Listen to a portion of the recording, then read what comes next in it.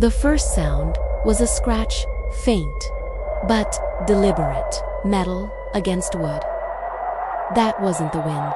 The sound came from inside my apartment.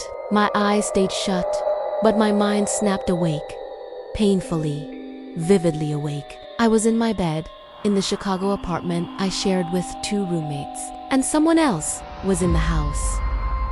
Another sound, a soft click from the living room. My roommate, Mark, slept like the dead. He wouldn't hear it. The other one, Ben, had said he'd be out late tonight.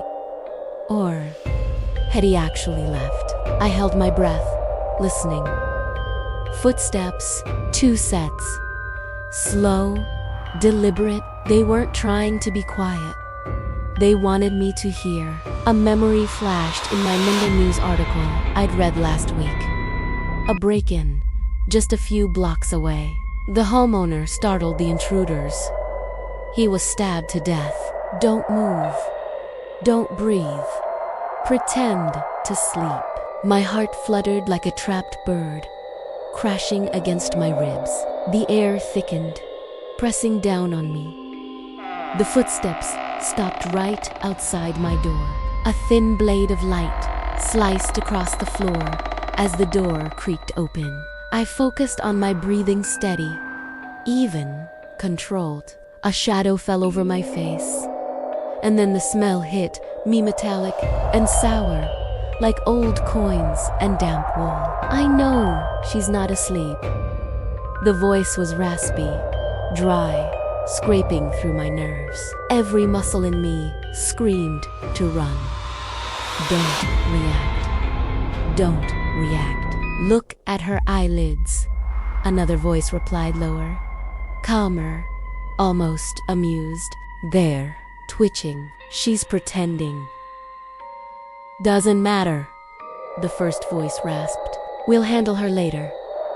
A soft click echoed in the silence. A blade flicking open. The shadow moved. I braced for pain, for pressure, for anything. Instead, the raspy voice gave a low, ugly chuckle. Not yet. Take care of the other one first. Make sure he's handled. Handled. Handled. What the hell did that mean? The shadow backed away. The door shut with a quiet thud. But they were still out there. Then came the muffled sounds, shuffling, a dull thud, and a wet, final noise from Mark's room. And then silence. Hot tears burned in my eyes, but I swallowed them back. I needed to move. My phone was on the nightstand. My hand shook violently as I reached out, fingers brushing the cold glass. I pulled it beneath the blanket, shielding the light. 911. 2 intruders. My roommate's hurt may be dead. 1-4B Elm Street. Please hurry. I'm hiding. Send. I waited. 1 minute. 2. The screen lit up. Delivered. Then 3 dots appeared. Someone was typing back. A reply. From 911. The message came through. I know you're not asleep. A chill sharper than a knife ripped through me. No, that wasn't possible. I tried to reply, but the keyboard was gone. A single red dot pulsed. On the screen, a new message popped up. WhatsApp.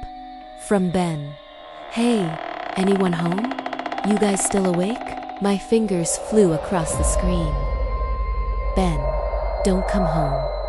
Call 911 now. There's someone here. I think Mark's dead. An instant reply. I know. They're not here to steal anything. Sarah. What? Ben, what are you talking about? Call the cops. I can't, he wrote. They're not here for things. They're here to harvest. Just stay still. Don't let them know you know. Harvest. What are you talking about? They're harvesting fear, Sarah. Before I could type again, the footsteps returned. I tossed the phone aside, killing the screen. The door opened. The metallic smell was stronger now. She just used her phone, the deep voice said. Doesn't matter? Rasped the other. He was closer, right beside my bed, the frequencies peaking. She's terrified. We can begin extraction. Something cold pressed against my forehead, smooth, metallic. Not a hand. I clenched, my eyes shut, trembling. Don't fight it, the raspy voice whispered, right by my ear. It's just a nightmare. And then white, blinding white, a shriek of sound drilled through my skull. The pressure built, and I fell into the whiteness. When I gasped awake, the smell was gone. No blood, no metal, just antiseptic and sterile linen.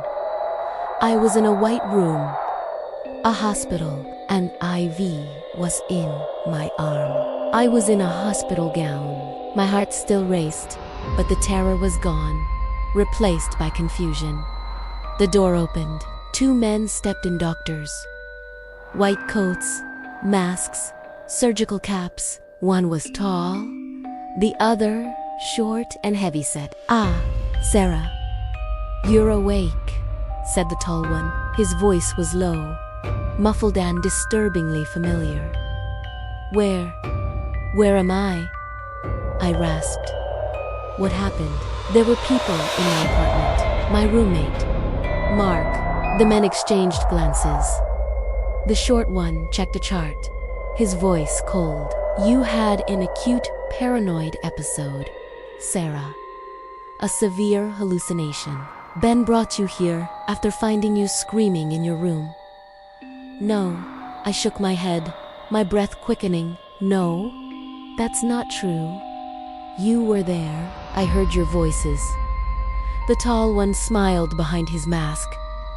That's common. Auditory hallucinations borrow familiar sounds. You likely heard us admitting you while you were sedated. But Mark's fine, said the short one. He's at work. Ben's waiting outside if you want to see him. But first, we need to complete your treatment. Treatment? What treatment? You said it was a hallucination. The hallucination is a symptom, the tall one said softly, almost soothingly. We're treating the root cause, new experimental therapy. That dream you had about intruders means it's working. It's cleansing trauma. He gestured toward a complex machine beside the bed, all dials and screens. Just rest, Sarah, said the short one. His voice rasped in a way that made my stomach twist. He lifted a small Bluetooth earpiece from a tray. One last session to reset your baseline. This emits a specific frequency. It'll make you sleepy. Just listen. Don't let that nightmare fool you. It's not real. My head throbbed. Everything felt wrong, but the sunlight through the window, the calm in their voices, it all looked real. I nodded weakly. Okay, fine. The short doctor placed the earpiece in my ear. Good. Now close your eyes. We'll monitor you. Almost done. I lay back, closed my eyes. A soft click, then music. A deep, pulsing rhythm familiar. Endless by the Arcane, Ben's favorite band. Why, that song, the lyrics drifted through the air. Dreams still echo through the dark. My stomach twisted. That was the same song I'd heard from Ben's room the night before. Wait, I whispered. Just relax, said the tall one. No, I said louder. I opened my eyes. They were watching me, but the masks were too dark.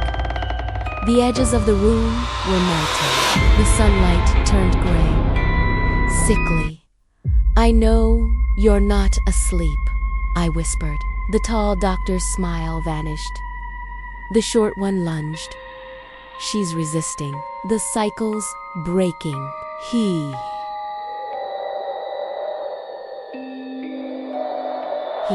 shut it down, shouted the tall one. I screamed, ripping the four out, stumbling back.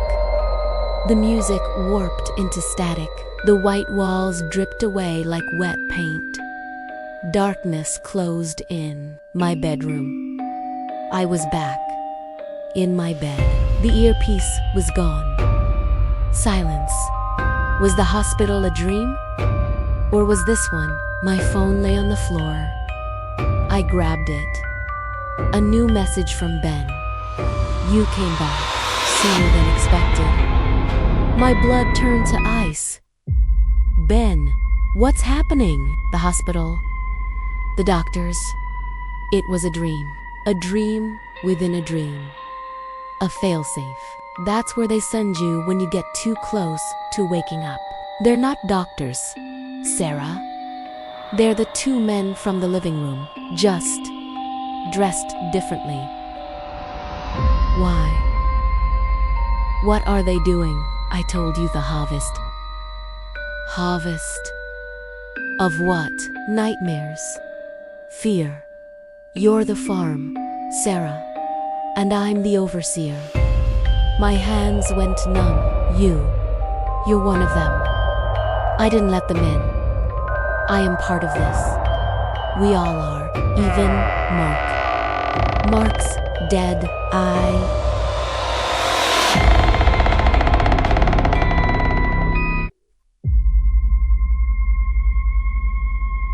I heard. He's not dead, just resting. He finished his cycle. You saw what they wanted you to see, what would scare you most. The truth crashed down like a wave. The scratching, the footsteps, the death, the hospital, all of it. A script, a performance, for me. So, none of it's real? I'm just asleep?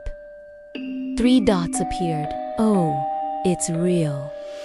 The fear's real. That's all that matters to them. But you broke the loop. Woke up too early. You ruined the data. Then a sound. This time, real. Not a scratch. A bang. Furious, heavy. Against my door, another message blinked in. They're angry. The harvest failed. They're coming to reset you. Manually, the door cracked. A tall shadow, a short one.